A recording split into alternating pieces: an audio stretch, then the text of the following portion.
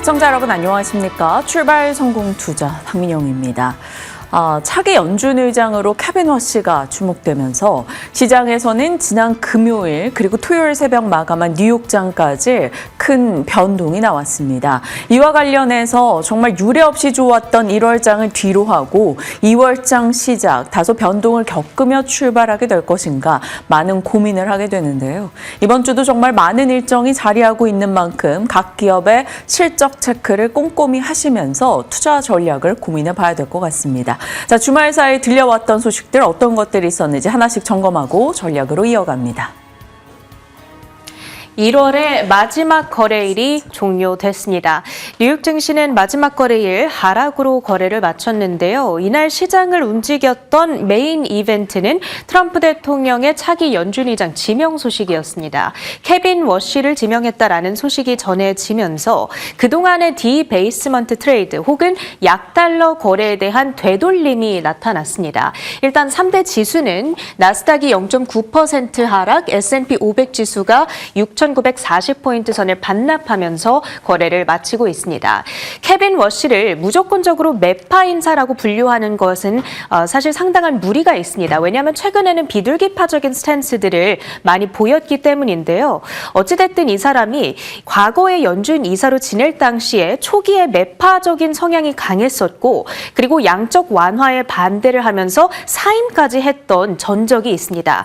그러다 보니까 일단은 매파라는 해석을 하면서 여기 에버코어 ISI에서도 지적을 했듯 약달러 트레이드가 약화, 그 결과 금과 은값이 크게 밀렸습니다. 실제로 달러 지수가 이날 반등을 하면서 97포인트대로 회복했고요. 전날 5,590달러까지 찍었던 금 가격은 4,900대까지 밀린 한편 은값의 경우에는 무려 30%나 폭락하는 흐름이 나타났습니다. 물론 최근에 워낙 뜨거웠던 랠리 이후에 일종의 항복성 매도가 나타난 거라는 진단도 가능하겠죠.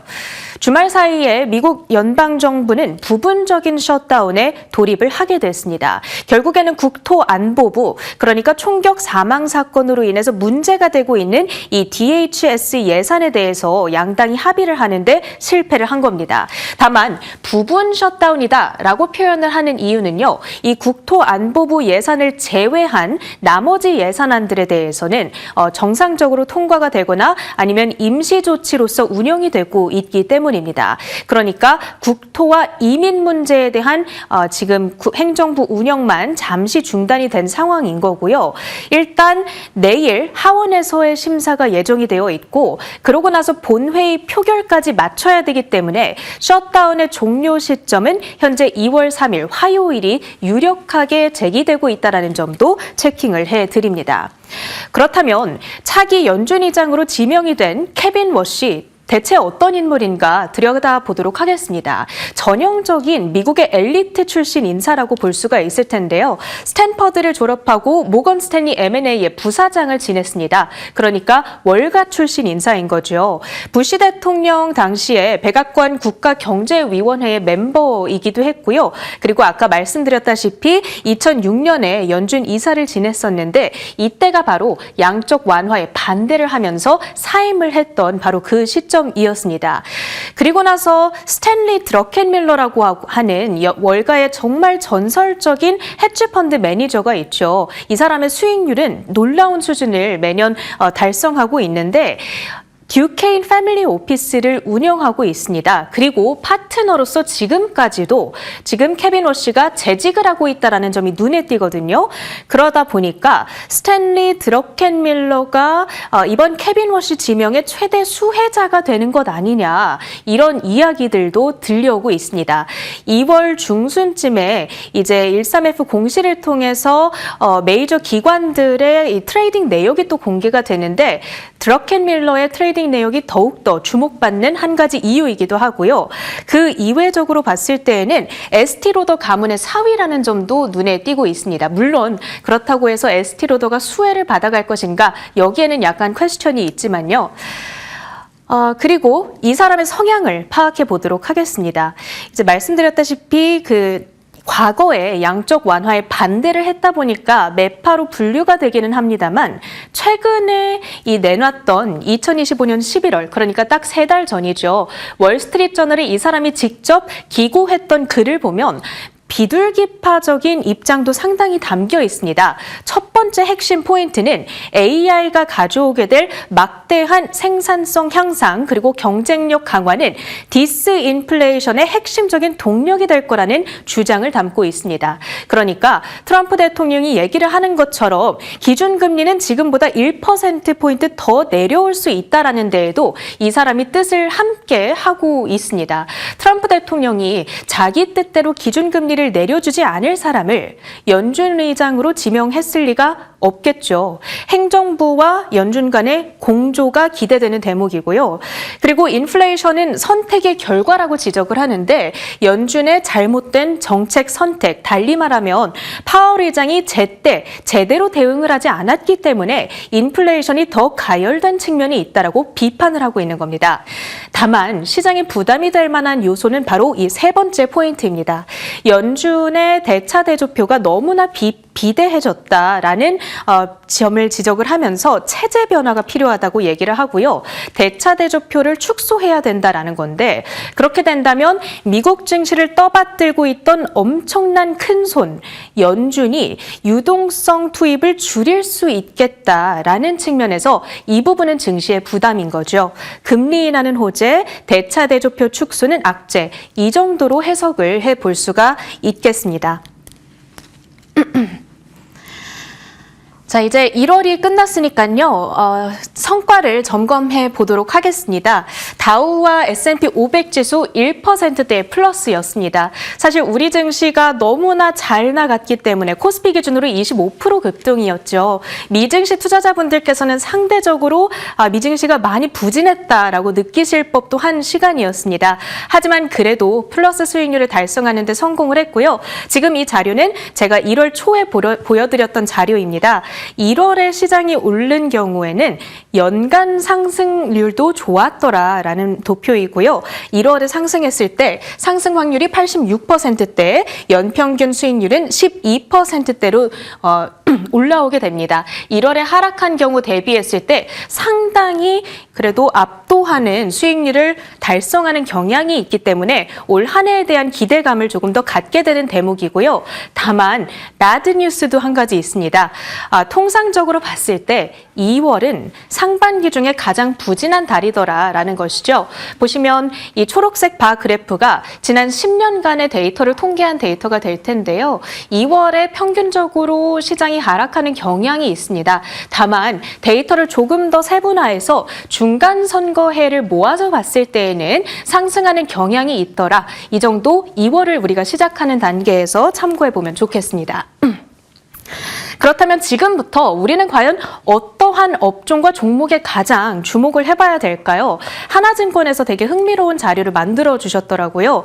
1월의 주도 업종이 상반기에 주도 업종이 되는 경향이 있다라는 데이터입니다. 1월의 1등 그리고 2등 평균 업종은 2월에서 6월까지 3%대의 수익률을 달성하는 경향이 있고요. 혹은 2월에서 6월까지 그러니까 상반기 전체를 놓고 봤을 때에는 7%대의 상승 확률을 달성하는 경향이 있다라고 합니다. 그렇다면 1월에 과연 시장을 주도했던 업종이 어디인가 이 부분을 들여다봐야겠죠. 2026년 1월 달리는 말 리스트가 되겠습니다. 1등 종목은 142%의 수익률을 달성한 샌디스크가 랭크가 되어 있고요. 그 밖에 시게이트와 마이크론, 웨스턴 디지털 등의 메모리, 저장 장치 업체들이 1등부터 5등까지 빼곡히 채우고 있습니다. 램 리서치와 로키드 마틴, 번기, 슐럼버거, 인텔까지도 탑 10 수익률 종목으로서 랭크가 되어 있거든요. 그러니까 이것을 업종으로 분류를 해보자면 반도체와 방산, 원자재와 에너지 관련주들이 현재까지 2026년도 미증시를 리드하고 있고 상반기와 연간까지도 주도주로 자리매김할 가능성이 높기 때문에 계속해서 주시해 보실 필요가 있겠습니다. 오늘 국내 증시의 포인트로 이어가겠습니다.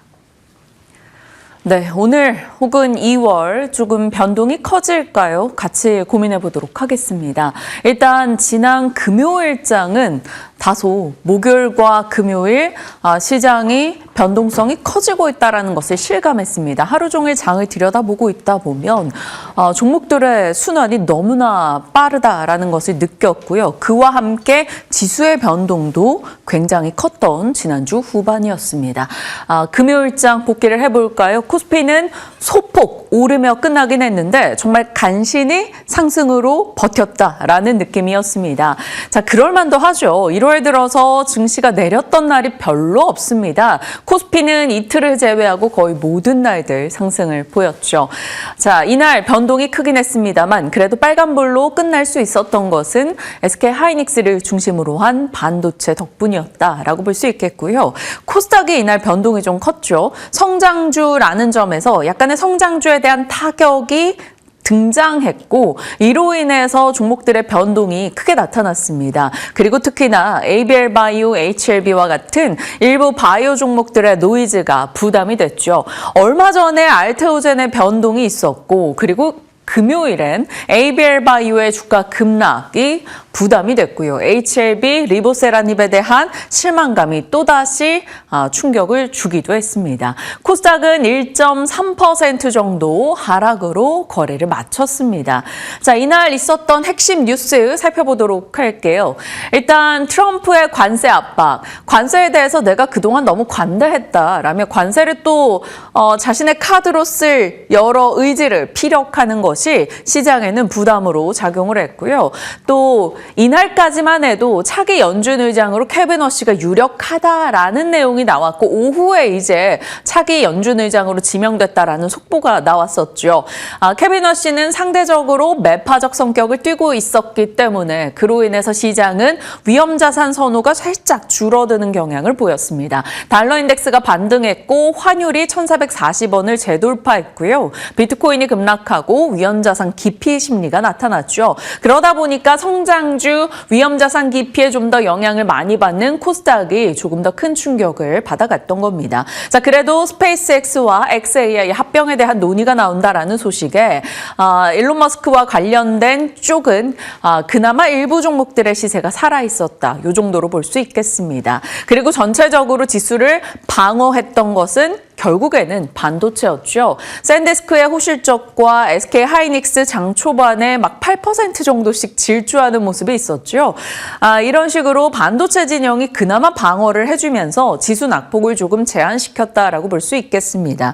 그리고 조금 잠잠했었던 반도체 소부장도 지난주에 확연하게 힘을 내면서 한 자리를 제대로 차지해 나가는 모습을 보여주기도 했었죠. 이날도 반도체 종목들도 사실 하이닉스와 삼성전자가 질주하면서 소부장이 엄청나게 따라가는 듯 했다가 하이닉스 지금 반도체 시세 대장이 살짝 꺾이자 그 이후에 반도체 소부장 종목들의 탄력이 확 둔화되는 것을 확인할 수가 있었습니다. SK 하이닉스 종가상으로 5% 상승 괜찮았죠. 하지만 장 초반에 치고 나갔던 것 대비 상승 탄력이 조금 둔화되자 저 시점에 반도체 종목들 같이 변동이 좀 커지는 모습이 나타났습니다. 명확하게 반도체가 가장 강한 섹터였으나 이 안에서도 변동은 굉장히 컸다라는 것을 확인할 수 있는 대목이었죠. 자, 반도체를 제외하고 본다면 정유주 아무래도 유가가 이날 많이 올랐었기 때문에요. 그리고 우주 이벤트가 있었죠. 스페이스X 관련한 종목들이 영향을 받았습니다. 한일령 수혜기대감의 유통이나 리테일 쪽, 그러니까 백화점 쪽에서 강세 흐름을 나타내기도 했습니다. 자, 금요일장에 대한 요약이었고요. 코스피 지수의 변동을 보면 명확하게 느껴집니다. 하이닉스와 함께 코스피 지수가 같이 질주를 했다가 하이닉스, 삼성전자 등이 상승폭을 반납하자 이렇게 지수가 출렁임을 보였고요. 극심한 장중의 등락이 지난 목요일, 금요일 나타났습니다. 하락 종목 개수도 한 이틀간 좀 많이 늘어나기도 했죠. 지금 시장에서는 뭐 다 알고 있는 내용이 계속해서 좀 강화되거나 약화되거나 그러니까 새로운 호황제가 부재한 상황입니다. 트럼프발 관세 으름장 혹은 연준 의장에 대한 코멘트 이런 것들만 영향을 주고 있죠. 치고 나갈 때는 SK 하이닉스, 반도체, 증권, 정유, 통신주들의 강세 속에서 그래도 힘을 내려는 모습이 보였고요. 떨어질 때는 바이오 2차 전지, 소프트웨어 건설 이런 쪽에서 하락을 보이면서 지수의 변동이 나오기도 했습니다. 자, 그도 그럴 게 이러한 변동은 어찌 보면 당연할 겁니다. 우리가 단기간에 굉장히 많이 올랐지 않습니까? 급격한 상승을 보여줬고 2월에는 명절이라는 이벤트도 있습니다. 어느 정도 조정을 염두에 둬야 되는 시점인 건 분명하죠. 그러면 조정에는 가격이 뚝뚝 떨어지는 가격 조정이냐 아니면 박스권에서 횡보하는 기간 조정이냐 그걸 두고 고민해 봐야 될 텐데요. 지금 증권가의 시각은 조금 더 기간 조정에 초점이 많이 맞춰져 있습니다. 그도 그럴 수밖에 없는 게 고객 예탁금이 100조를 돌파한 상황이기 때문에 시장에서는 조정이 나올 경우 또 적극적으로 매수에 가담하는 움직임이 있을 것이다 라고 판단하기 때문인 거죠.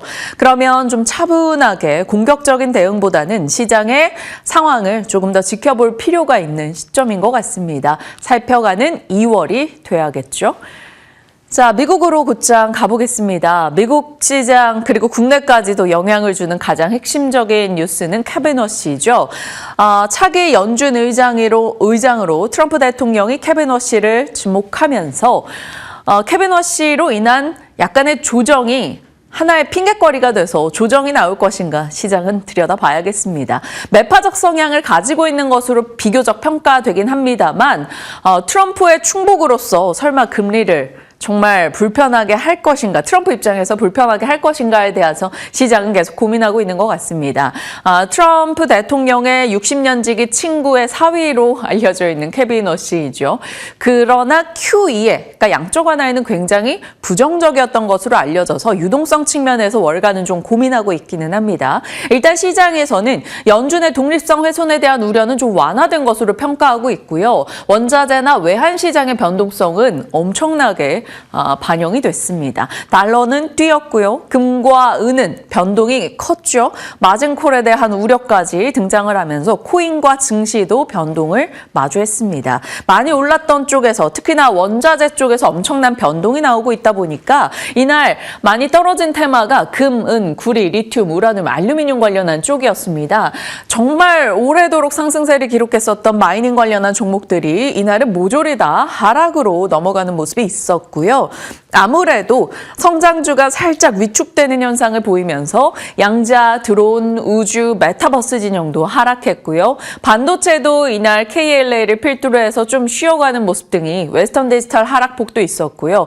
눈에 띄었습니다. SOFC 연료전지 기업들인 플러그 파워나 퓨얼셀 에너지, 블룸 에너지도 하락했고요. 원자력, 태양광 등도 떨어졌죠. 자, 반면에 그래도 방어적 성격을 띤 쪽이 괜찮았습니다. 식료품 쪽 기업들 강세 흐름으로 테마 상승 상위권에 자리했고요. 통신에서는 버라이즌이 호실적으로 급등세를 시연하면서 방어했습니다. 그리고 비만 치료제, 노보노나 일라이릴리 상승폭이 그리 크진 않았습니다만 시장 대비해선 확연히 선전했고요. 경구용 위고비에 대한 호평이 계속해서 들려오고 있죠. 그리고 그 밖에 바이오 쪽 종목들도 나름 괜찮았던 하루였습니다. 자, 뉴욕장은 기억할 수 있는 내용은 결국 코인이나 귀금속 쪽의 급락이 컸다라는 겁니다. 이날 은의 하락폭이 엄청났죠. 워낙 1년 동안 정말 가파르게 올라왔었기 때문에 투기적인 흐름을 보이다가 케빈 워시 이슈로 인해서 이것이 매도로 차익 실현에 자극이 나타났고 이것이 매도가 매도를 부르는 형태로 등장하자 결국 마진콜에 대한 우려, 증시에까지 영향을 주기도 했습니다. 코인 시장도 마찬가지고요. 자, 이래서 주식 매도 요인으로 이어지며 다우, 나스닥, S&P 500 지수도 하락했고요. 마이크론 등도 하락폭이 좀 컸죠. 한 5% 빠지다 보니까 필라델피아 반도체 지수도 이날 3% 이상 밀리는 모습도 나타났습니다. 지금부터는 이제 월말, 월초 경제 지표가 많이 쏟아지는 시기다 보니까 경제 지표도 좀 잘 살펴볼 필요가 있겠고요. 구글에서 AI 월드 생성 도구인 프로젝트 지니를 공개하면서 로블록스, 유니티 이런 쪽에서 낙폭이 좀 크게 나온 점도 특징적인 이슈로 꼽아봤습니다. 자, 괜찮았던 쪽이 테슬라, 애플, 샌디스크입니다. 호실적 나왔던 샌디스크 이해 가고요. 애플 실적도 괜찮았었죠. 다만 애플의 상승폭이 그리 커질 수 없었던 것은 것은 메모리 값이 오른 것이 결국 애플에겐 좀 부담이 된다라는 분석의 영향이었습니다. 3% 이상 오른 건 테슬라였습니다. 테슬라의 자체적인 모멘텀보다는 결국에는 로보택시에 집중하겠다라는 테슬라의 입장 혹은 스페이스X와 xAI의 합형 검토 얘기로 인해서 대주주로 있는 일론 머스크가 부각이 되며 테슬라가 올랐다. 이 정도로 볼 수 있을 겁니다. 만약에 전기차 쪽이 좋았었다면 전기차 쪽이 같이 올랐을 텐데요. 미국 내에서 다른 전기차 밸류체인 리튬 쪽 이런 기업들은 거의 다 하락했기 때문에 약간 일론 머스크의 이슈로 테슬라가 올랐다 정도로 볼 수 있겠습니다. 뉴욕장에 대한 체크까지 해봤습니다. 자, 조심해야 되는 시기겠죠. 아무래도 일정 부분의 기간 조정에 대한 얘기도 나오고 있다 보니까요. 단기적인 상승에 대한 부담도 분명히 있습니다. 다만 조심하더라도 반도체에 대한 섣부른 매도 또한 피해야 되지 않을까라는 시각 등이 있는데요. 반도체 뉴스가 꽤나 여전히 좋기 때문입니다. 젠슨 황 CEO. 엔비디아는 메모리가 많이 필요하다. 그래서 TSMC도 생산 능력이 10년 후 2배 늘어날 것이다. 우리의 요구에 맞춰서. 그리고 오픈 AI에 우리는 엄청난 투자를 할 것이다. 라면서 AI 진영에 대한 메모리와 이런 AI에 대한 투자 이슈는 다시 한번 젠슨 황이 긍정적으로 코멘트를 해줬고요. 램 리서치에서는 또 이런 인터뷰가 있었습니다. 반도체 장비 수요가 너무나 높다. 그런데 클린룸이 부족하다. 클린룸 공간이 부족해서 팹을 건설하려는 주요 메모리사들은 클린룸 확장에 나서고 있다라는 얘기를 하기도 했습니다. 자, 그래서 클린룸 관련한 종목이라고 국내에서 굳이 연결을 좀 해본다면 STI, 한양 ENG, 신성 ENG 이런 종목들이 떠오르긴 합니다만 지금 시장이 막 굉장히 공격적으로 분위기를 형성해 나가는지 아닌지는 좀 살펴야 되기 때문에 이렇게 좀 작은 사이즈의 종목들은 좀 주의는 필요해 보입니다. 이래도 긍정적인 뉴스였다 정도로만 봐주시죠. 낸드 뉴스는 끊이지 않고 나오네요. 전 세계 낸드 시장 매출이 YOY 기준으로 올해 112% 늘어날 것이라는 추정이 나오고 있고요. 2분기에만 낸드 가격 상승률이 60% 정도 올라갈 것으로 전망되고 있기도 합니다. JP모건에서는 낸드 시장 유례 없는 단연간의 상승을 기록할 것이다 전망했죠. 낸드 점유율은 삼성전자가 1위, 2위가 SK하이닉스, 3위 키옥시아, 4위 마이크론, 5위가 샌디스크가 되겠습니다. 최근에 이들 기업들의 주가 상승만 봐도 얼마나 낸드 시장을 비롯한 반도체 회사들의 주가 업황이 뜨거운지 알 수 있죠. 자, 관련한 종목들로는 국내에서 여러 종목들이 있겠죠. 대덕전자, 네오셈, 엑시콘, 심텍, 하나마이크론, TLB, 삼성전기 등등이 있을 겁니다. 관련해서 반도체 라인에 나오고 있는 긍정의 뉴스들 일단 한 번 더 복기를 해봤습니다. 자, 우주 데이터 센터 얘기도 정말 쉬지 않고 나오네요. 일전에 1월 23일에 보여드렸던 내용이었죠. 스페이스X의 상장 추진의 가장 큰 이유는 우주 데이터 센터 때문이다. 여기에 돈이 많이 들기 때문에 일론 머스크가 적극적으로 이 시장을 선점하고자 자금 조달을 하는 것이다. 이런 얘기가 나왔었죠.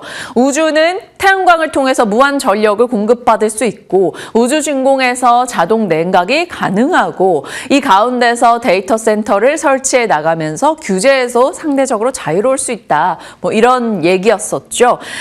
그런데 블룸버그에서 추가된 보도입니다. 스페이스X가 미국 FCC에 지구 궤도의 우주 데이터 센터를 구축하기 위해서 100만 기의 위성 발사 허가를 요청했다. 이런 소식이 들려오네요. 우주 데이터 센터 논리가 계속적으로 추가되고 있다. 이 정도의 소식 한 번 더 정리해 봅니다. 자, 자리 이동해서 더 다른 얘기 나눠가 보도록 하죠.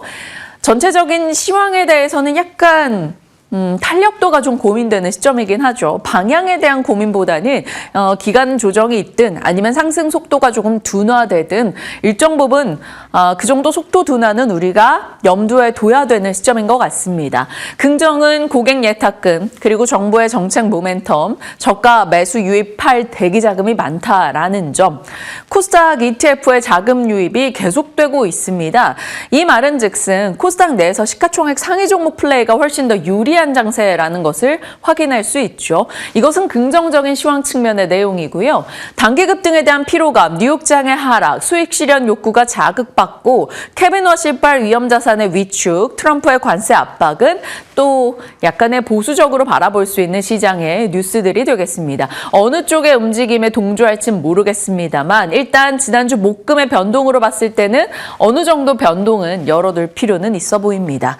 자, 반도체 쪽은 여전히 긍정 뉴스가 많기는 하죠. 모건 스탠리에서는 삼성전자 21만 원, SK하이닉스 110만 원 목표가를 상향 조정했고요. 1월이 끝났습니다. 1월에 수출 데이터가 나왔는데요. 수출 좋았고요. 그 가운데서 반도체 수출액이 전년 동기 대비 2배나 증가했다라는 소식이 있었습니다. 젠슨 왕은 엔비디아 메모리가 많이 필요하다라고 얘기했죠. 우리가 꿈꾸고 있는 로보택시, 우주 데이터 센터 혹은 로봇, 이런 모든 피지컬 AI는 메모리를 많이 쓸 수밖에 없습니다. 이제 그러다 보니까 반도체에 대한 모멘텀이 계속 나오고 있는 거고요. 상대적으로 상승폭이 좀 적었었던 반도체 소부장까지도 최근에 관심을 받아가고 있죠. 자, FCBGA 기판 쪽의 종목들도 대덕전자, 삼성전기 조금씩 회복하려는 시도가 있었는데요. 대덕전자 같은 경우 지난 금요일에 급등하는 모습이 있었습니다. 실적 내놓고 나서 좋은 흐름이 나왔죠. 20%의 상승이었고요. 삼성전기에 대해서는 아직까지 시세가 최근에 뜨거웠다라고 보기는 어렵습니다만 그래도 FCBGA 사업부가 긍정적이다라는 코멘트는 나오고 있기 때문에 기판 쪽에서 FCBGA 모멘텀을 받아가는 기업들 한 번 더 체크는 필요해 보입니다.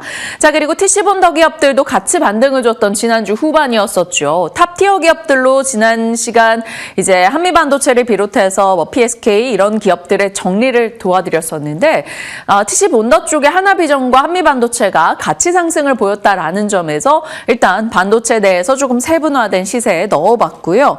낸드 쪽도 꾸준하게 시장의 중심에 들어와 있습니다.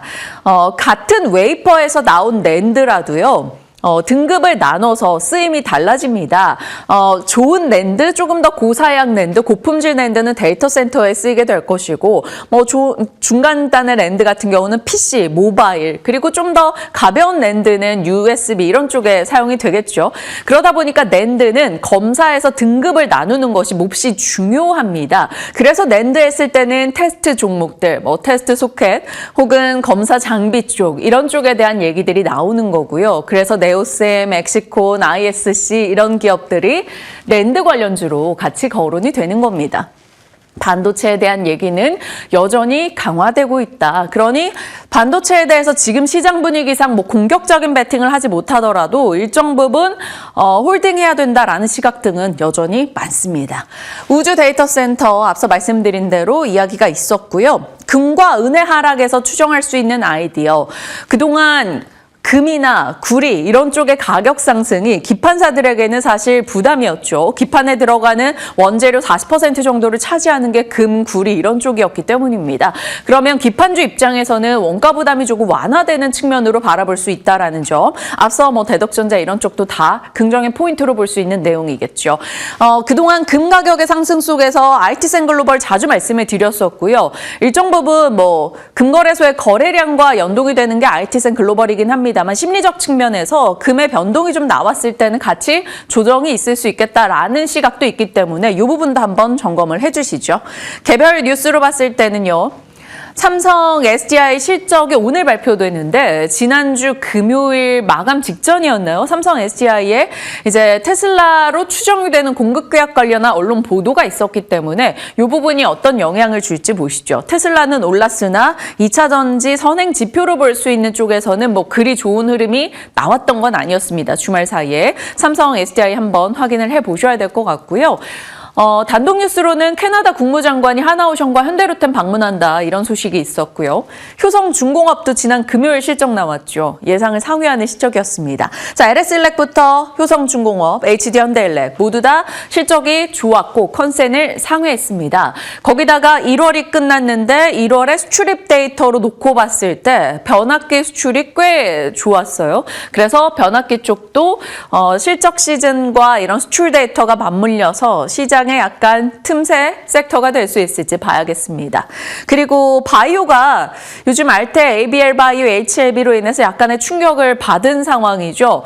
로봇이나 뭐 반도체 이런 쪽 대비해서는 확실히 모멘텀이 약간 밀려있기는 한데요. 그래도 개별 종목들은 또 따로 봐야 되는 것이라서요. 차세대 모달리티로 AOC에 대한 언론 보도 등이 나오고 있었습니다. AOC 얼마 전에 이제 AOC에 뛰어든다라는 기사로 에이프릴바이오 봤던 기억이 있어서 같이 정리를 해봤습니다. 이런 개별의 이슈들 보유자분들은 함께 체크해 주시길 바랍니다.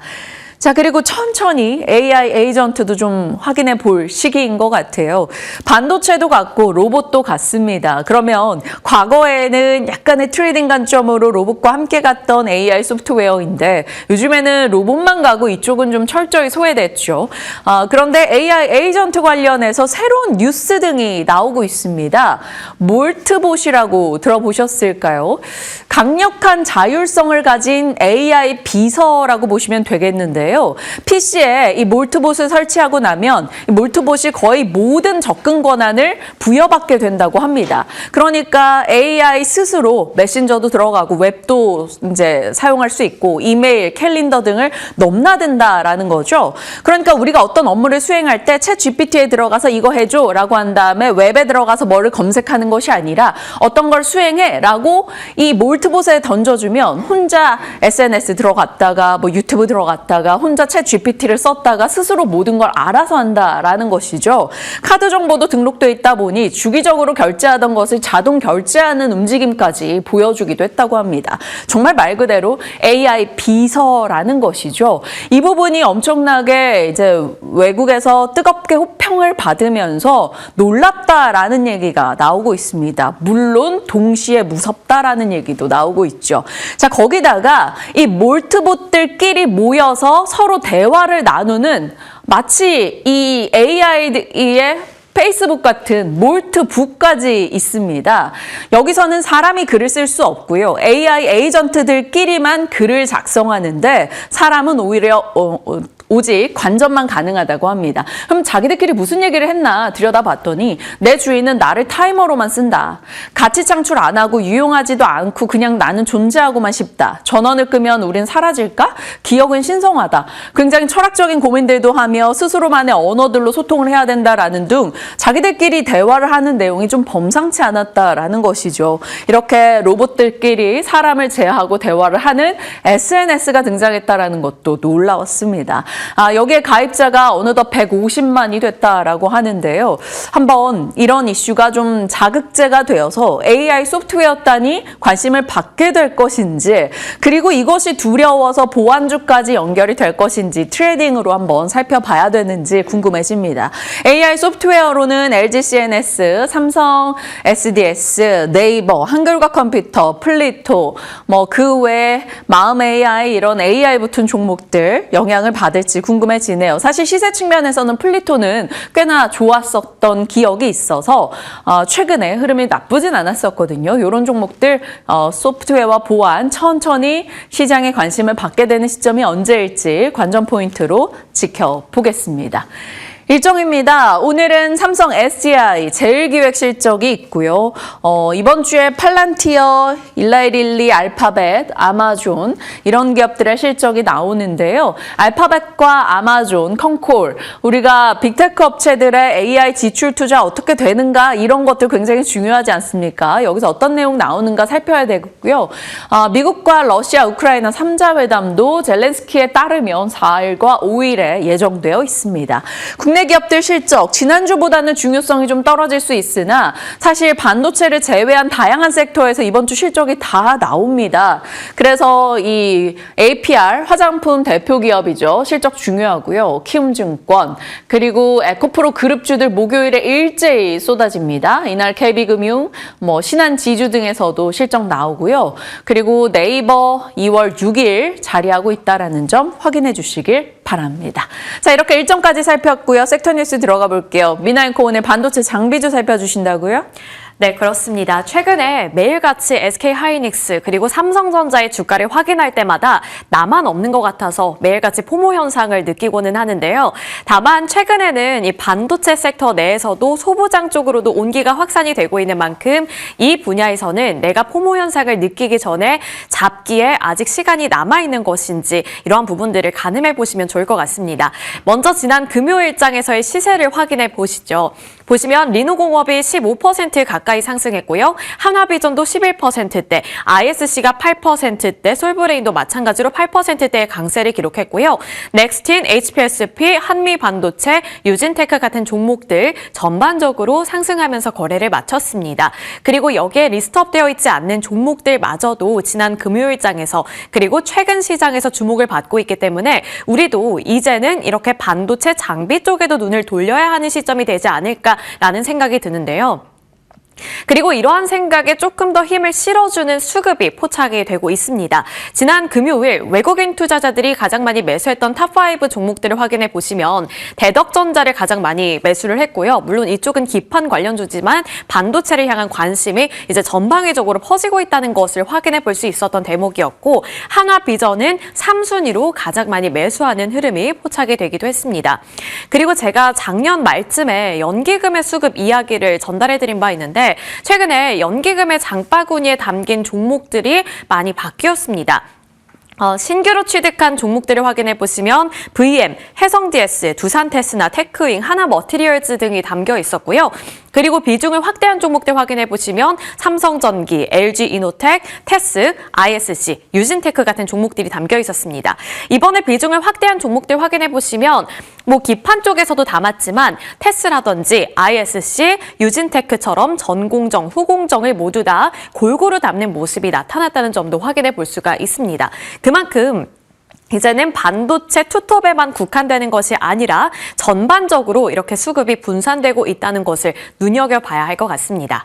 자, 밸류체인 메뉴판을 제가 간단하게 정리를 해봤는데요. 전공정과 후공정으로 크게 이렇게 나뉘죠. 그리고 그 안에서 후공정 쪽에서 한미반도체와 한화비전이 함께 오르고 있다는 점 다시 한번 확인해 볼 수가 있었고 테스트 관련해서는 테크윙과 ISC가 최근 들어 거론이 많이 되고 있습니다. 특히나 ISC 관련해서는 집중을 해봐야 하는 것 같은 이유가 있기 때문에 잠시 뒤에 조금 더 자세하게 설명해 드리도록 하겠고요. 전공정 쪽에서는 클리닝이라든지 식각, 열처리, 확산, 어닐링 이런 쪽들에서 반응이 나오고 있다는 점도 다시 한번 체크해 보시면 좋을 것 같습니다. 반도체 업황 분위기를 확인해 보겠습니다. 이제 매크로적으로 지금 어떤 분위기가 형성이 되고 있는지 분위기 파악을 먼저 해야 그 안에서 내가 그 흐름에 제대로 올라탈 수 있으니까요. 보시면 세 가지 축으로 나뉩니다. 반도체 업황 관련해서는 최근 이 메모리 기대감이 강화되고 있고 그 분위기가 지속이 되고 있다는 점 확인해 보셔야 될 것 같고 비메모리 캐펙스도 서프라이즈를 기록하고 있다는 점 증권가에서 주목하고 있는 부분입니다.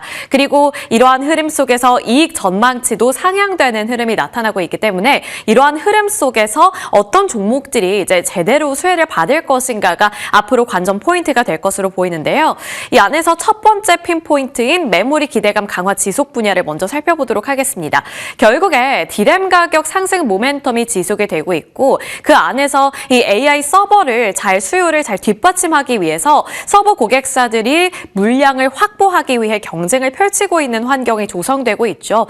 여기에 모바일, PC 고객사들은 재고 수준이 낮습니다. 그렇기 때문에 결국에 우리가 여기서 얻을 수 있는 힌트는 수요가 앞으로는 더 증가할 것이라는 점이 되겠는데요.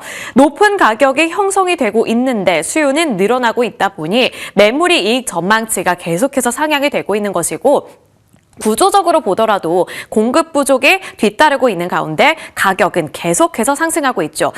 그렇기 때문에 이제 올해 디램 증설이 늘어날 것이다, 강화될 것이다 라는 전망이 꾸준히 나오고 있습니다. 그리고 그러한 흐름 속에서 장비주들이 또 주목을 받고 있는 거고요.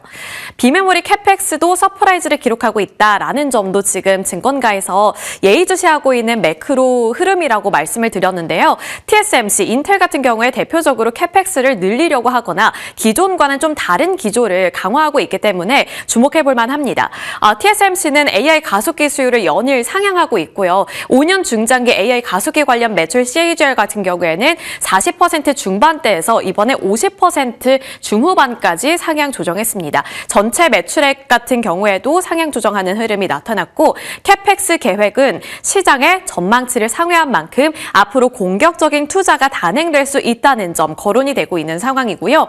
인텔 같은 경우에도 예전에는 이제 파운드리 수주 실패로 인해서 캐펙스 축소 계획을 발표한 바 있는데요. 이 기조가 최근에는 조금씩 바뀌고 있습니다. 그리고 이러한 흐름 자체가 이제는 불가피한 흐름으로 자리를 잡고 있다라는 차원에서 의미를 갖고 있는 거고요. 올해 더 많은 장비 구매가 예정이 되어 있는 만큼 그것은 결국에 실제 장비 투자로 이어질 것이다라는 전망이 한층 더 단단해지고 있습니다. 삼성전자, SK하이닉스 같은 경우에도 이제 삼성전자 HBM4 이번 2월부터 양산에 돌입할 것이다라고 공식적으로 발표를 한 가운데 캐펙스도 신규 증설을 이뤄낼 것이다라는 전망 꾸준히 나오고 있는 만큼 이제 캐펙스 같은 경우에 비메모리 분야에서도 서프라이즈가 일어날 것이다라는 의견에 무게가 실리고 있습니다.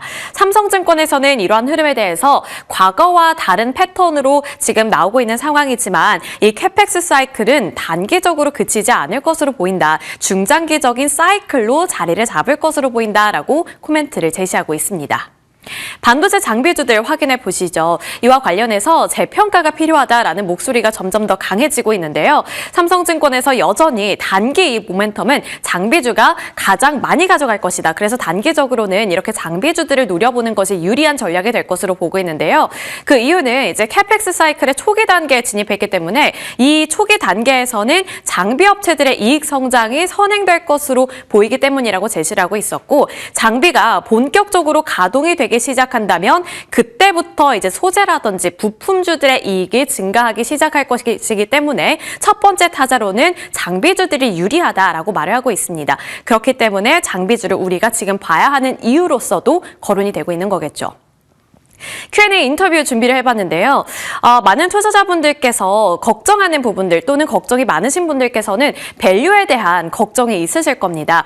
장비주 밸류 확대폭이 이 소부장단에서 가장 컸는데 밸류에 대한 부담은 없냐라고 질문을 던질 수가 있겠죠. 선반영 우려는 어떻게 우리가 해석을 해야 되냐 이런 질문을 던질 수가 있겠는데 그때 이제 답을 내려준 것은 밸류 논란의 우려를 진화하기 위해서 가장 확실한 근거 중에 하나는 이익이다라고 답을 내리고 있는데요.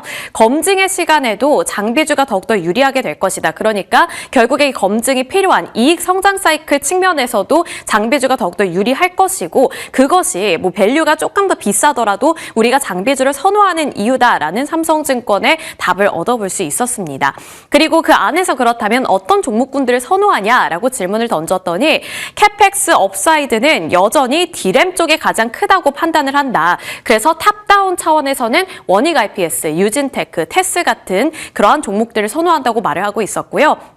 이 메모리 투자에 대한 민감도가 굉장히 높다는 것이 공통점이었습니다. 그리고 비메모리 투자가 증가할 경우에는 파크 시스템즈, 넥스틴, HBSP 같은 비메모리 장비단도 눈여겨볼 가치가 있다라는 답을 얻어볼 수 있었습니다. 마지막으로 투자 꿀팁에 대해서 어떻게 우리가 접근을 해야 하느냐라는 전반적인 질문을 던졌을 때는 하반기부터는 이제 내러티브와 밸류 매력이 대립할 것이다라고 보고 있습니다. 그러니까 상반기까지는 업황 자체에 대한 기대감으로 다 같이 오를 수 있지만 하반기부터는 이 자체 매력도 업황 분위기보다는 한 종목별로의 내러티브와 스토리가 중요해지는 시기가 올 것으로 보고 있는 겁니다. 그렇기 때문에 이익 증가 국면에서 중요한 것은 하반기부터는 업황이 아닌 자체 내러티브가 될 것으로 보이는 만큼 상반기 동안에는 펀더멘탈이 어떻게 나오는지도 잘 확인을 하고 하반기쯤에 종목 선별을 잘 해봐야겠죠. 최근 삼성증권과 한국투자증권 등 여의도 증권가에서는 TP를 조정하는 움직임 나타나고 있습니다. 삼성증권에서는 굉장히 많은 종목들에 대해서 TP 상향을 했는데요. 원익 IPS 13만 원까지 목표 주가 상향을 했고 유진테크도 13만 원, 테스가 9만 원, 파크시스템즈 37만 원, HBSB 5만 원, 넥스틴, 솔브레인, 리노공업, ISC 모두 다 목표 주가를 상향했습니다. 그리고 이번에 이렇게 많은 종목군들의 목표 주가를 상향한 것은 밸류에이션이 수준이 어쨌든 높아졌기 때문에 그것들을 반영을 해서 목표 주가를 올려 잡았다는 평가를 받고 있고요. 한국투자증권에서 지금 주목하고 있는 종목들은 리노공업과 ISC였습니다. 리노공업은 10만 7천 원으로 상향 조정한 가운데 ISC는 18만 원으로 상향했습니다. 어떻게 보면 ISC는 삼성증권보다 조금 더 공격적으로 목표 주가를 올려잡고 있는 분위기입니다. 교집합으로 제가 리노공업을 골라봤는데요. 앞서서 삼성증권, 한국투자증권에서 여러 가지 종목들을 거론했는데 그 안에서 ISC가 공통적으로 거론이 되고 있는 종목이었고요. 그리고 제가 앞서서 연계금들이 비중을 확대한 종목들 그리고 새롭게 담은 종목들에 대해서도 말씀을 드렸었는데 그 안에 리노공업 함께 들어가 있었습니다. 보시면 이제 교집합, 리노공업이 아니라 ISC라고 제가 정정을 좀 해드릴게요. 네, ISC고요. AI 반도체 테스트 소켓으로 전환이 되면서 그때 이제 수혜가 본격화될 것이다라는 평가를 받고 있습니다. 메모리 시장 점유율 80%를 지금 점령하고 있는 1위 사업자라고 보시면 될 것 같고요. 올해 3월부터 북미 고객사양 차세대 GPU 양산용 소켓 공급을 본격화할 것이라는 전망 나오고 있습니다. 그렇게 될 경우에는 이제 매출 확대에 대한 기대감이 점점 더 높아질 수 있겠죠. 그리고 HBM 테스트 수주가 본격화되면서 실적이 레벨업 될 것이다라는 점도 지금 거론이 되고 있는데 주요 고객사들이 이제 HBM4 양산에 돌입한다라는 소식 꾸준히 들려오고 있는 만큼 그에 대한 기대감 함께 받아갈 수 있다는 점도 메리트가 될 것으로 보입니다. 그래서 이제 테스트 수주가 본격화될 것이라는 점 그리고 1월부터 초도 물량이 출하되고 있기 때문에 이러한 흐름 자체가 긍정적이다. 그리고 지금 여러 가지 교집합이 나오고 있는 종목이 바로 ISC이기 때문에 한번 넣어봤습니다. 자, 반도체 장비주 향후 방향성은 어떻게 형성이 될까요? 우선은 긍정적인 쪽으로 방향을 잡아가고 있고 하반기부터는 이제 종목 플레이가 개별적인 종목 움직임이 중요해질 것으로 보이는데 그 안에서 우리가 최적의 타이밍을 언제 잡아야 할지 그리고 어떤 종목들을 잡아야 할지 저희와 함께 전략 세워보시길 바라겠습니다.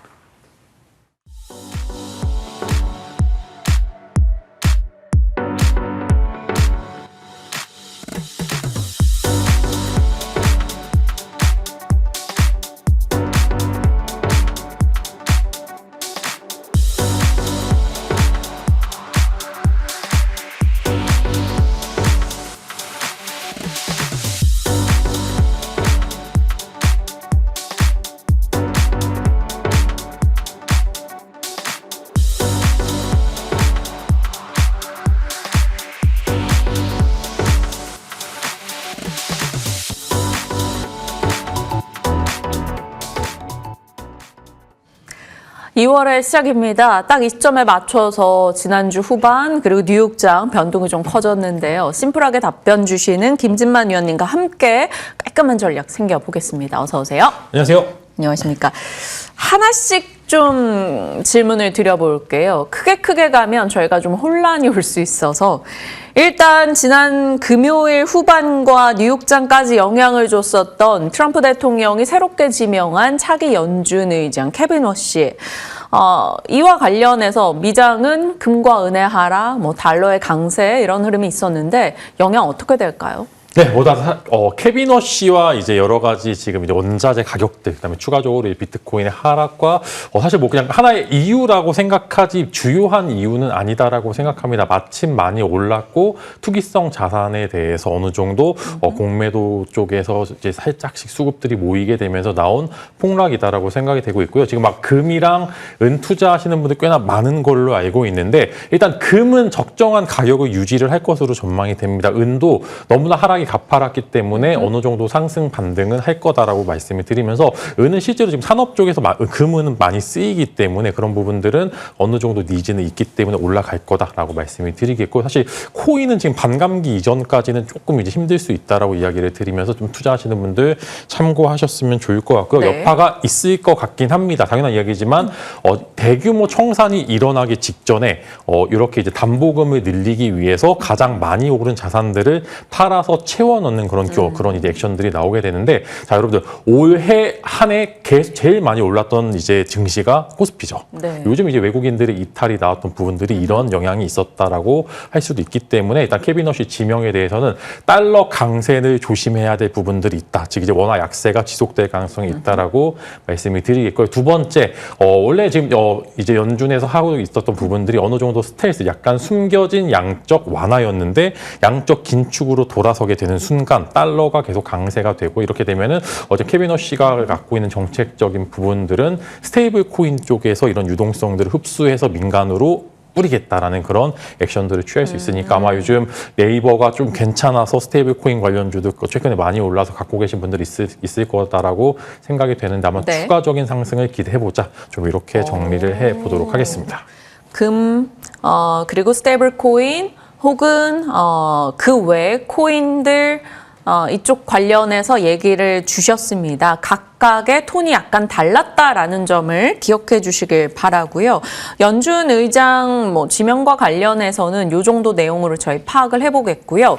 명절을 앞뒀지 않습니까? 그런데 시장은 말씀 주신 대로 정말 많이 올랐고요. 명절 전에 일정 부분 차익 실현하고자 하는 욕구들이 있을 텐데 조정이 나온다면 저희가 매수로 대응할까요? 아니면 지금부터는 약간 좀 지키는 전략을 가야 될까요?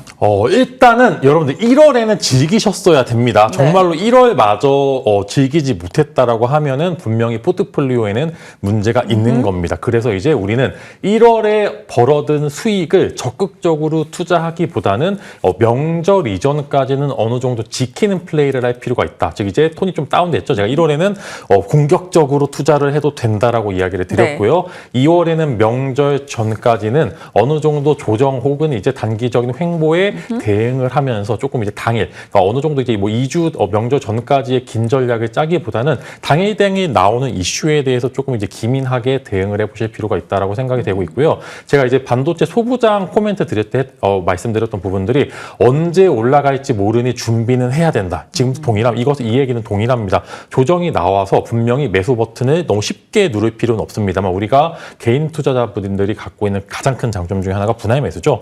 한 번 살 거 10번 나눠서 사면은 그 상승이 다시 올라왔었을 때 그 상승분을 곤전히 누릴 수 있다라고 생각이 됩니다. 그래서 내려오면 매수, 확실한 부분들이 있는데 너도 나도 지금 코스닥 쪽에서 많이 올랐기 때문에 그쪽을 보시기보다는 눈에 보이는 거, 이제 반도체 보이죠? 반도체 수출 데이터 너무 잘 나왔고 앞으로도 전망은 좋으니까 만약에 반도체 쪽에서 추가적인 낙폭이 있다라고 하면은 그쪽에 위주로 반도체 50% 이상의 포트폴리오는 유지를 하면서, 다만 지금 2차 전지라든지 바이오 쪽 많이 올랐던 부분들은 어느 정도 빠졌을 때 매수보다는 관망, 다만 반도체에 한해서는 내려오면 매수 버튼을 눌러도 된다. 좀 이렇게 코멘트를 드리도록 하겠습니다. 네, 1월보다는 약간 톤이 한 단계 낮아지긴 했으나 지나친 비관은 할 필요는 없다. 다만 매매 전략 차원에서는 공격적이기보다는 조금씩 분할 매수 관점으로 조정 시 대응을 해보자. 그리고 조정 시 분할 매수가 가능한 섹터는 여전히 반도체다라고 얘기 주셨어요.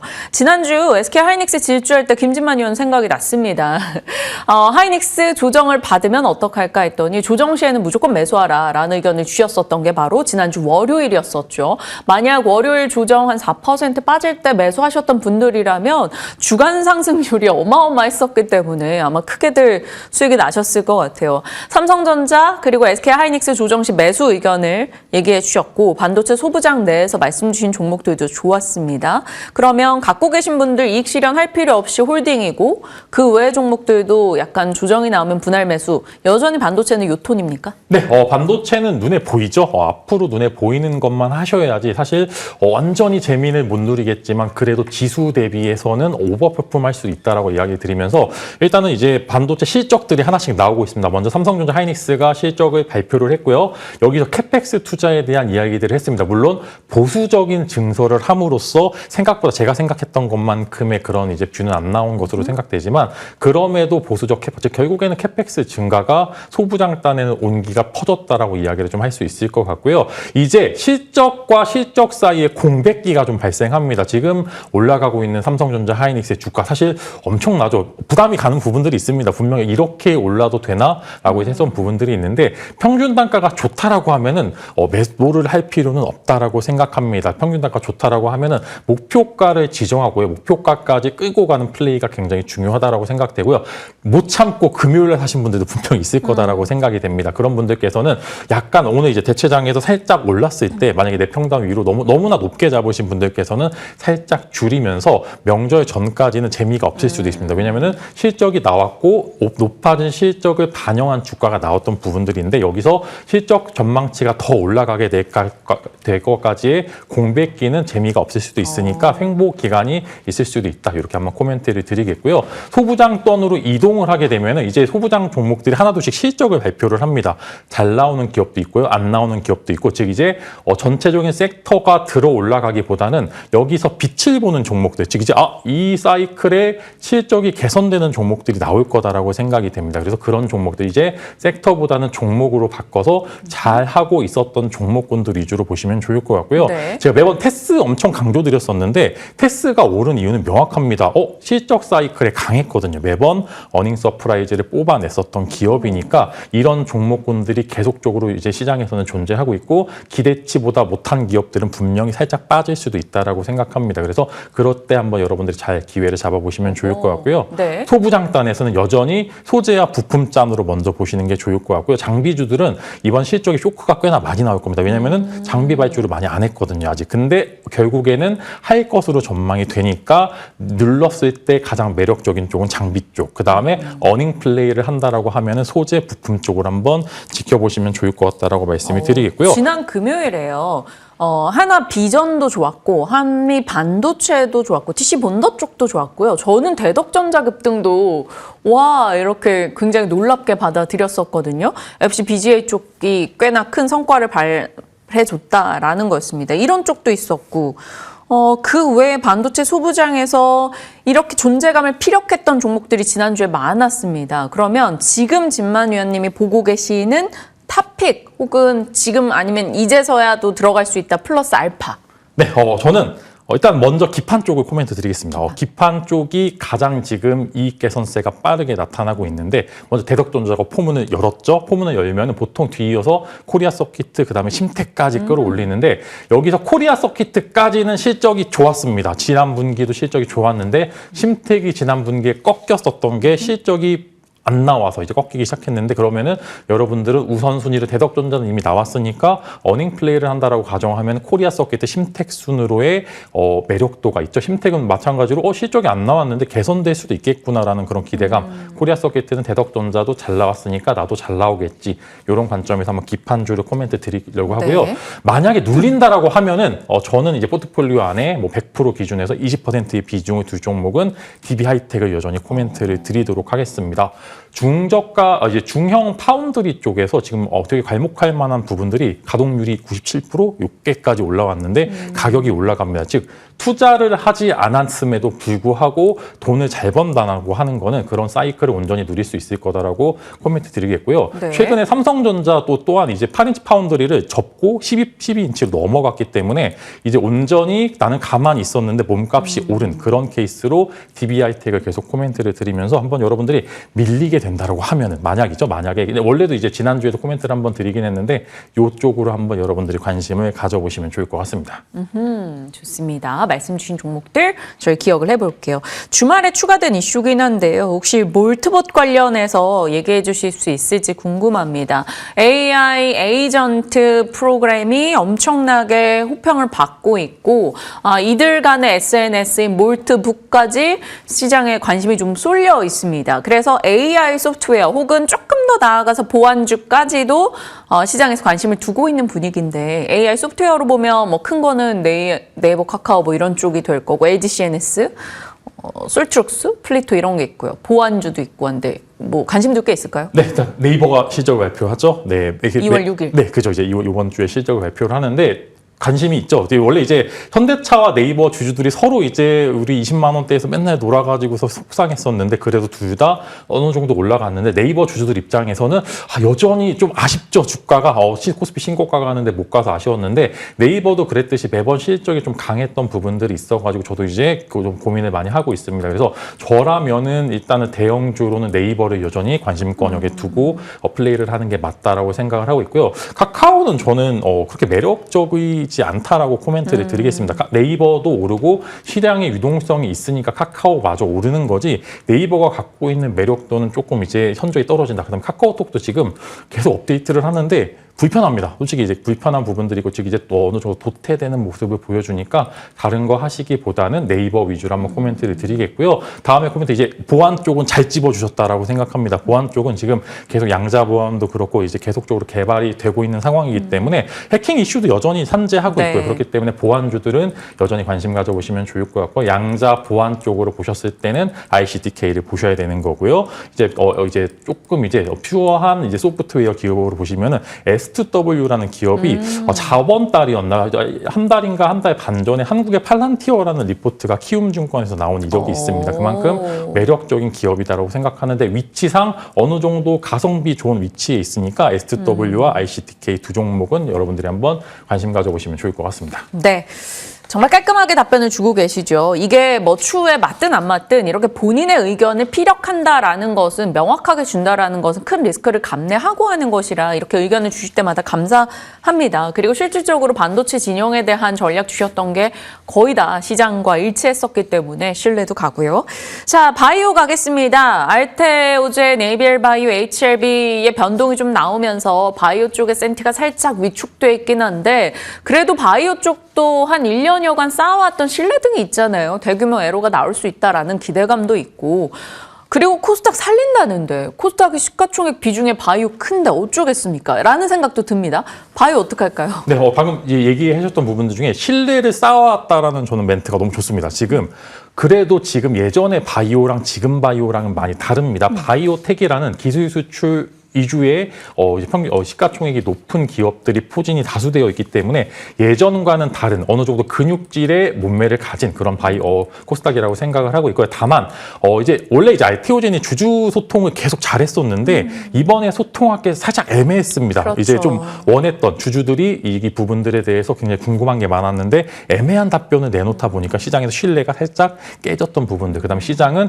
이렇게 첫 신뢰가 깨진 것에 대해서 굉장히 예민하게 받아들일 수 있을 만한 부분들이 있어서 조금 체크를 해보시면 좋을 것 같은데 일단 알테오젠은 빠질 만한 이슈는 맞았다라고 생각을 하고 있고요. 지난주 금요일 날 빠졌던 ABL 바이오에 대해서는 살짝 조금 아쉽다. 왜냐하면 그 ABL 바이오가 잘못한 것은 아니지만 즉 이제 새로운 기술이 생겨서 그 새로운 기술로 인해서 살짝 조금 더 실험을 해보고 싶다라고 해서 지금 이제 딜레이가 된 부분들이 있어서 이거는 결국에는 이제 이미 계약을 이행하고 있는 상황이기 때문에 굳이 ABL 바이오는 매도 의견보다는 오히려 매수로 대응하시는 게 좋을 것 같고요. 알테오젠은 관망, 최근에 이제 좀 변동성 깊었던 기업들은 이렇게 한번 코멘트를 드리겠고 HLB는 손대시 마시셨으면 좋겠습니다. 개인적으로는 HLB가 여전히 코스닥 시가총액 상위권을 잡아서 제가 코스닥에 대해서 보수적인 의견을 내놓는 만큼 바이오도 여전히 체질 개선을 해야 되고 있는 상황에서 여전히 시가총액 많은 기업들이 있다. 그 다음에 3월이 되면 상장 폐지 시즌입니다. 그래서 이런 부분들에 있어서 이제 대통령께서 이제 코스닥 사회성화를 하되 조금 좀비 기업은 이제 어느 정도 사가 얘기하셨죠. 네, 그 얘기를 했던 것만큼 2월 3월에는 좀 바이오 기업들이 좀 실적 발표와 마찬가지로 맞물려서 그리 좋지 않은 모습들을 보여줄 수 있으니까 바이오 쪽보다는 기술 쪽, 그다음에 소부장 쪽으로 보시는 게 맞다. 이렇게 코멘트를 드리도록 하겠습니다. 김진만 의원이 바이오 쪽에 대해서는 막 엄청나게 공격적인 전략을 주시진 않았습니다만 유일하게 한 종목은 정말 공격적으로 얘기하셨던 게 에이프릴 바이오입니다. 지난 연말이었죠. 내년도는 그냥 바이오 에이프릴 바이오만 봐도 좋을 것 같다 이런 얘기하시면서 그때 목표가 7만 원 주시지 않으셨어요? 네, 근데 그때도 되게 높았었죠. 목표가가 네. 되게 높았는데 잘 하고 있는 것 같습니다. 사실 알테오젠과 이제 ABL 바이오가 살짝 수급이 빠졌을 때 에이프릴 바이오 여전히 올해 가장 파이프라인에 대해서 그 오픈을 많이 하는 기업 중에 하나이기 때문에 여전히 목표 주가는 7만 원을 제시를 드리겠고요. 지금 또 제가 이야기하니까 오르는데 너무 이제 코멘트 지금 이제 대체 거래소에는 여러분들 매수하는 시간이 아니라 매도하는 시간입니다. 그거 한번 잘 코멘트하셔서 에이프릴 바이오 하나만 올해는 믿고 가자. 좀 이렇게 계속 코멘트를 드리도록 하겠습니다. 네, 에이프릴 바이오는 저희 투자뉴스 7에서도 신흥 강자 종목으로 많이 얘기 드렸었는데 김진만 위원님이 목표가 7만 원 얘기 주셨었고 오늘 이제 한국투자증권에서 에이프릴 바이오 10만 원 보고서가 나오기도 했습니다. 꽤나 좋은 이슈가 몰리고 있긴 하네요. 자, 프리마켓 시작이 됐습니다. 분위기 좀 살펴보시죠. 일단 전체적으로는 미국장의 분위기를 같이 받아가고 있습니다. 미국 3대 지수 하락했고 필라델피아 반도체 지수도 크게 밀려났죠. 일단 프리마켓에서 시총 상위 종목들 거의 다 밀리고 있는 가운데 돋보이는 한화 에어로스페이스, 조금 전에 수주 관련한 이슈가 있었습니다. 노르웨이 국방물자청 천무 로켓 수출이었는데 매출액 대비 11% 정도 되는 규모였기 때문에 강하게 반응을 보여주고 있네요. 시장 대비해서는 2.3% 상승세 확인이 되고 있고요. 많이 빠지고 있는 게 고려아연입니다. 금과 은. 아무래도 고려아연의 아련 정관 과정에서 금, 은이 부속물로 많이 나와서 순이익이 증가한다 이런 이슈로 인해서도 꽤 많이 올랐던 고려아연이죠. 원자재 쪽의 출렁이었기 때문에 일정 부분 이 정도 변동은 영향을 받을 수밖에 없습니다. 그리고 금 가격의 하락에서 IT센 글로벌이 주가 상승이 많았었는데 아무래도 앞서 좀 주의가 필요하다 말씀을 드렸었죠. 지금 프리마켓 기준으로는 10% 이상의 하락을 나타내고 있다는 점 살펴가셔야 될 것 같습니다. 자, 금 쪽이 흔들리면 이제 원자재 비용이 떨어진다 해서 기판주 얘기 드렸었는데 삼성전기가 그래도 양호하네요. 3% 정도 올라가는 모습 확인이 되고 있습니다. 이 정도 눈에 띄는 특징이고 에코프로 좋네요. 3% 오름세.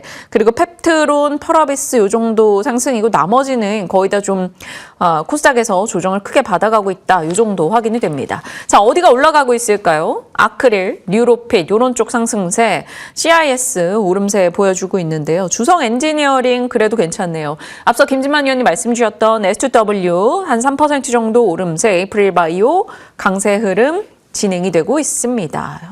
눈에 띄는 특징주들이 그리 많지 않은 가운데 많이 빠지는 종목들만 좀 돋보이네요. IT센 글로벌, LNC 바이오, 유진테크, PSK 이런 쪽의 하락이 도드라지고요. 자산주가 흐름이 좋은데 서부 T&D 이런 쪽이 괜찮습니다. 하림지주도요. 정부 관련해서 이런 얘기도 있었기 때문에요. 김진만 위원님, 자산주 오늘 픽이라고요? 네, 깜짝 놀랐습니다.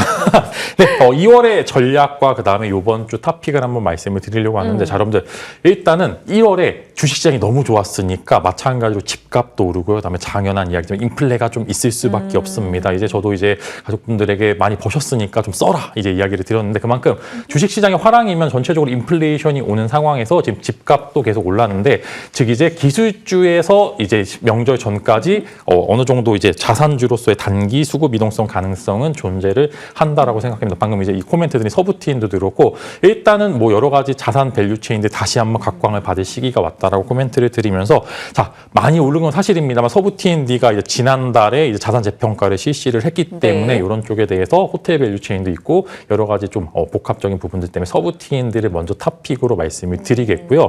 두 번째로는 지금 이제 예전에 엄청 올랐던 삼표 시멘트도 그렇고 천일고속도 그렇고 그다음에 이제 경방이란 종목도 좀 있는데 사실 차트 모양이 거의 비슷비슷합니다. 이제 엄청 올라갔다가 고점에서 30% 정도 조정 나와서 이제 반등을 하고 있는 기업들이 좀 있는데 자산주들이 그래도 만약에 이번에 쉬어갈 때 왜냐하면 시장에 유동성이 너무 많습니다. 결국에는 이 쉬어갈 때 예전에 하락장이었으면 이게 아무데도 안 갔지만 결국에는 돈은 흐른다라는 코멘트를 드리면서 자산주로의 수급 이동을 기대를 하면서 이제 서부 T&D와 경방 한번 코멘트를 드리겠고요. 이제 한 종목 더 드리면은 소비까지 이어진다라고 가정하면은 현대백화점과 파마 리서치까지 한번 코멘트를 드리면서 이제 이번 주 한 주는 기술주보다는 자산주와 어느 정도 이제 소비재 쪽으로의 이동을 한번 생각을 해보자 이렇게 코멘트를 드리도록 하겠습니다. 네, 자산주와 소비주 체크해 보겠습니다. 자, 무료 공개 방송에서는 어떤 얘기 해주십니까? 네, 2월에 투자 전략이 필요하죠. 1월에는 제가 공격적으로 돌을 던져도 됐다라고 코멘트 드렸던 만큼 2월에는 확실한 전략이 필요합니다. 여러분들 많이 올라서 조금 이제 이런 부분들에 대해서 차익 실현을 내놓고 싶으신 분들이 매도가 잡기도 좀 어려우신 분들이 많은데 이런 부분들 2월의 투자 전략은 제가 1월에도 가장 잘 맞춘 것처럼 2월에도 가장 맞출 자신이 있기 때문에 여전히 시장에 대해서 어려움을 겪으신 분들 하단에 나가고 있는 QR코드를 통해서 핸드폰 켜시고요. 그다음에 카메라 켜신 다음에 QR코드 찍으시면 저랑 소통하실 수 있는 창구에서 이야기를 드리려고 합니다. 그래서 무료 공개 방송에서 2월 통으로 투자 전략 코멘트 드릴 예정이니까 늦지 않게 오시길 바라겠습니다. 네, 참고하겠습니다. 자, 한 주 그리고 2월의 시작 전략 김진만 위원과 함께했습니다. 고맙습니다.